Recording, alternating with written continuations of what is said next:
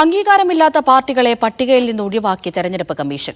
കേരളത്തിൽ RSP B ഉൾപ്പെടെ 6 പാർട്ടികളെ ഒഴിവാക്കിയിട്ടുണ്ട്. രാജ്യത്താകെ 334 പാർട്ടികളുടെ രജിസ്ട്രേഷൻ റദ്ദാക്കി. PR അരവിന്ദ് വിവരങ്ങൾ നൽകാനായി ചേരുന്നുണ്ട്. അരവിന്ദ്, ഇപ്പോൾ അംഗീകാരമില്ലാത്ത പാർട്ടികളുടെ രജിസ്ട്രേഷൻ റദ്ദാക്കുന്നു എന്നാണ് മനസ്സിലാക്കുന്നത്. അങ്ങനെയെങ്കിൽ ഇനിയും മറ്റ് പാർട്ടികൾക്കെതിരെയും നടപടി ഉണ്ടാകുമെന്നല്ലേ കരുതേണ്ടത്?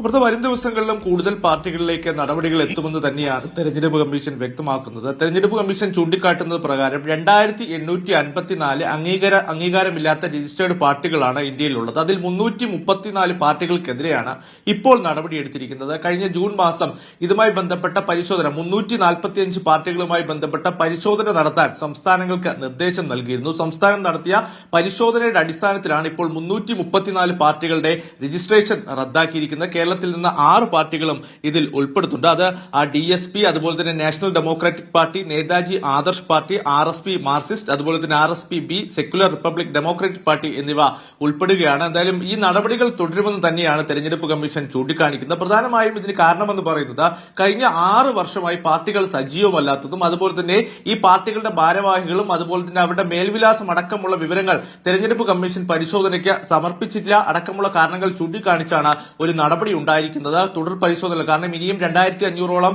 രജിസ്റ്റർ ചെയ്തിട്ടുള്ള അംഗീകാരമില്ലാത്ത പാർട്ടികൾ രാജ്യത്തുണ്ട്. ഇവർക്കെതിരെയും പരിശോധനകളും അതുപോലെ തന്നെ തുടർ നടപടികളും ഉണ്ടാകുമെന്ന് തന്നെയാണ് ഇപ്പോൾ തെരഞ്ഞെടുപ്പ് കമ്മീഷൻ വ്യക്തമാക്കിയിരിക്കുന്നത്. അമൃത. ശരി, PR അരവിന്ദാണ് വിവരങ്ങൾ നൽകിയത്.